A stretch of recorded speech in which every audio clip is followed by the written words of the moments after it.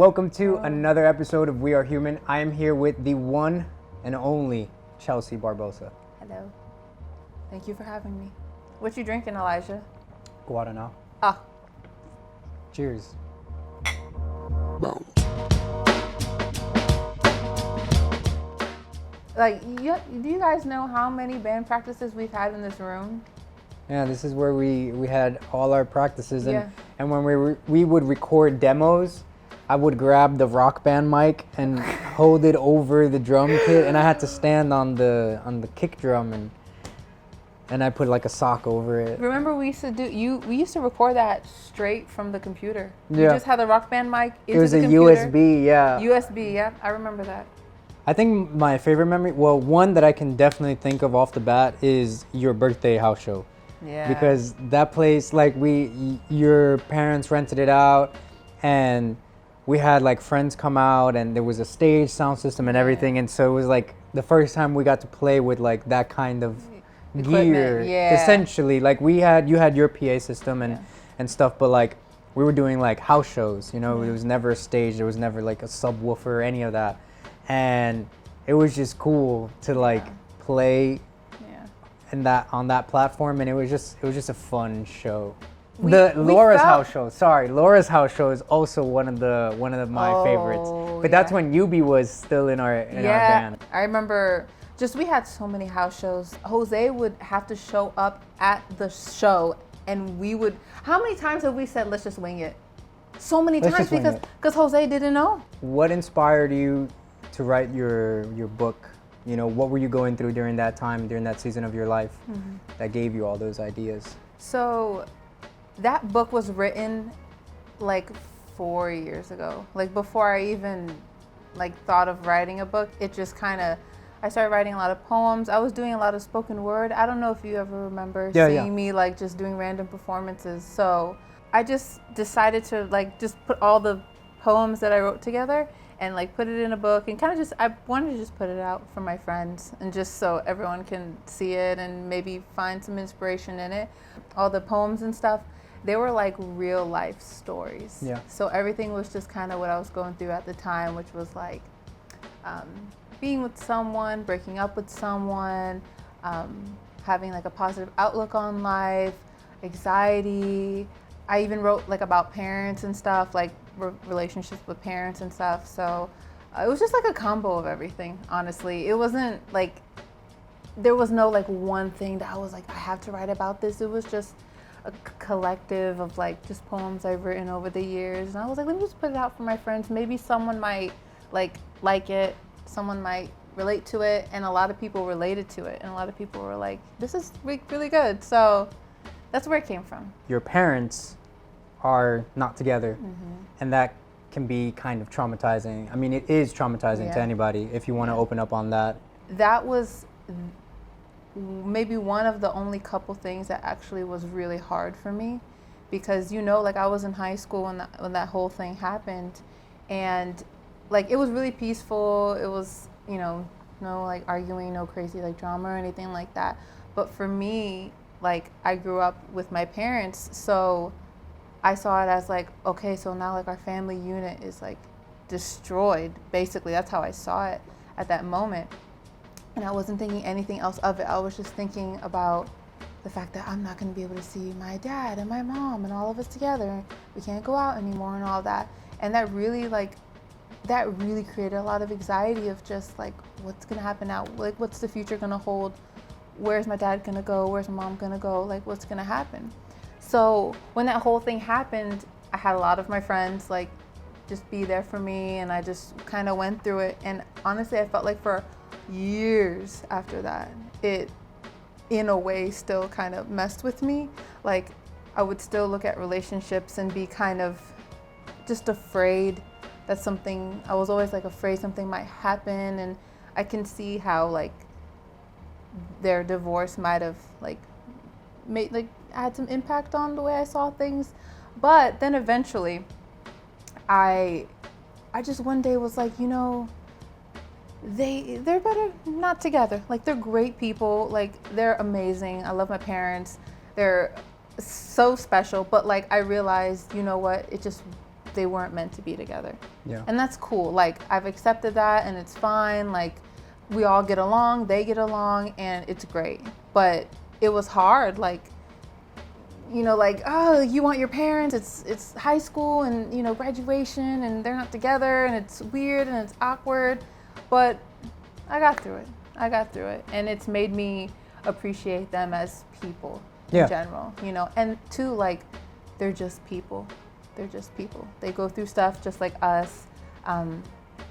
They have their issues, they have their problems, but sometimes it's just better to not be. And I'm cool with it. They're awesome. So now it's fine. But yeah, it was tough. 2 years ago, you moved to Virginia with your partner. However, it was because of her, like, a job opportunity. Yeah. Can you elaborate on the situation of, like, relocating, even though it may not be for you and for someone else? Like, where's the line of compromise in that for a relationship? So we, like we were talking about earlier, like, we moved because she got a new job, and I was just starting my master's program at the time. So I really didn't have any, like, commitment to anything or anyone here. Like, my degree is fully online, so I was able to do it online. So when she was like, well, let's move, you know, it's a better opportunity for us and stuff, I was like, yeah, why not? I think it depends on, like, where you guys are at in life. Like, for me, I didn't have, like, children or something, like a commitment to something. Mm-hmm. I could just move around. I was very flexible. And then I also think too, how you see relationships is really important. The way that we see relationships has always been, we're partners in crime. Like, we do stuff together, we fix things together, we go through things together. Like, that's just what it is, you know. So it was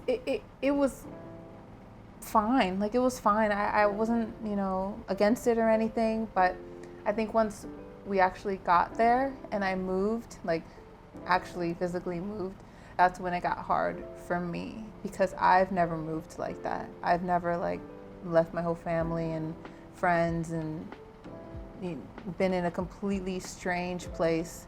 It was very hard for me. It was hard for me for a long time, like months. Well, she was used to it because she was in a military family. Mm-hmm. She moved a lot, so she was fine with it. But for me, it was really hard because, you know, like, it was a big adjustment. Yeah, of course. So I honestly try to maneuver it the best way that I can. I had a lot of downs.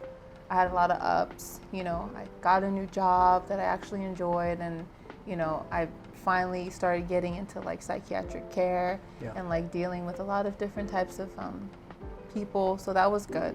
And I think once I got that job, I was like, you know what, like, Virginia's not that bad. You know, I was able to do something that I love and get to really, like, open my eyes to a lot of things that I've never seen before.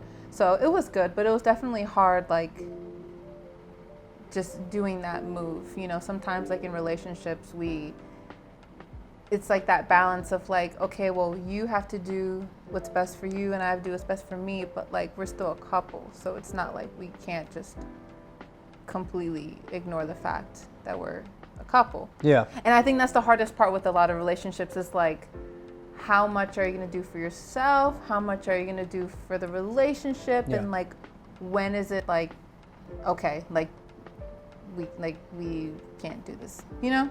So that was just the way that I handled it. I just try to do the best that I can. It was definitely hard, but we made it through.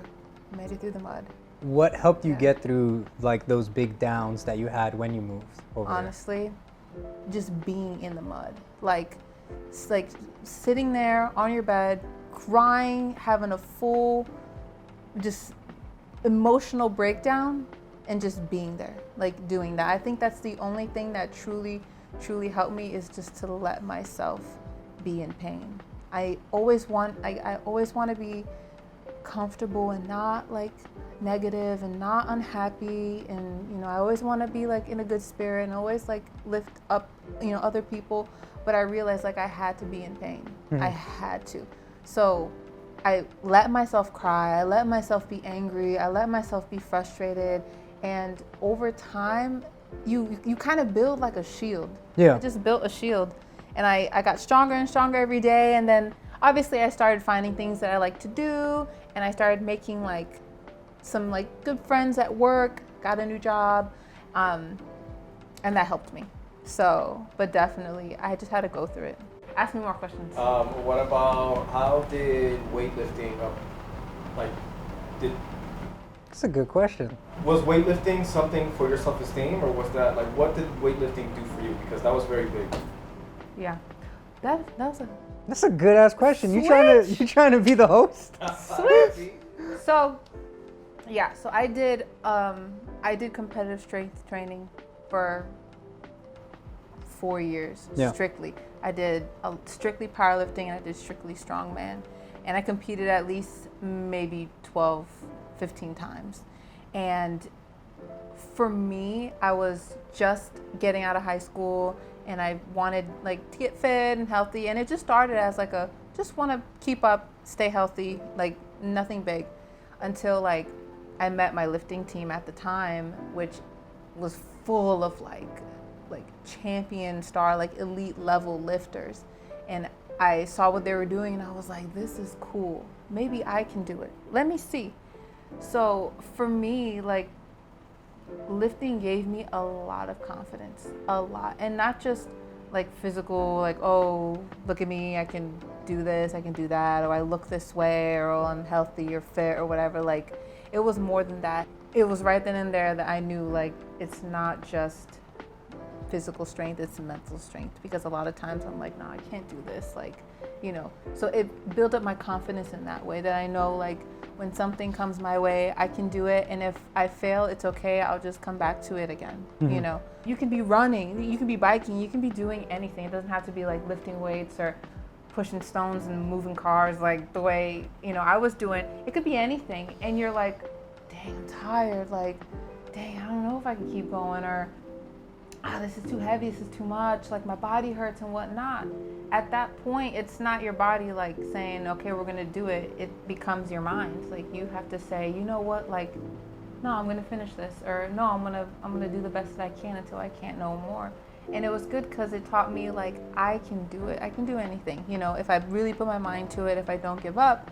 And that's what it did for me. So I'm finishing my degree in clinical mental health counseling. And honestly, like the journey has been crazy, because it's one thing to study to be a counselor and to learn all of the approaches and how to go about conversation, because it's an art form how to do it. And then to actually do it is two different things. Like, but that comes with anything that's new that you've never done before. I just didn't know what I was doing. But after a while, you get used to it. And I think me, like, working in a mental hospital too, like it helps because I get that interaction every day with all kinds of patients, and you learn how to deal with, you know, different kinds of patients. You see different kinds of situations, different kind of, you know, illnesses. So I was able to like transfer my job stuff into my internship stuff and utilize those tools that I know to help my patients, you know, help them through. But it's been a journey, you know, I'm still new, I'm still learning, like I'm never gonna stop learning. So yeah, but it's been fun. It's been really fun. There's something in counseling called countertransference, which is, let's say Elijah's my patient, he comes in and he talks about Anxiety or divorce or something like that. Divorce is like something that I've been through with my parents and stuff. So if I'm not healed myself, the things he's saying or whatever, like it might affect me. Like I might feel some type of way, you know? So in counseling school, they teach you like to have your own type of support, have your own therapist, go through your own stuff, because stuff like that will come up. You know, we're here to support the person to help them get through whatever. We come in, we do our job, we do what we have to do, and we do the best that we can. One of the biggest things that I've learned, just not like these past couple years, but just as my life has gone and just has progressed, is that there is so much beauty around us. Even when the shit is hitting the fan And when things are like just going completely the way you like didn't plan it, there is always something that you can see, whether it's small or little, that shines in our life. We're finishing, we're ending. Thank you. We are human. Yes.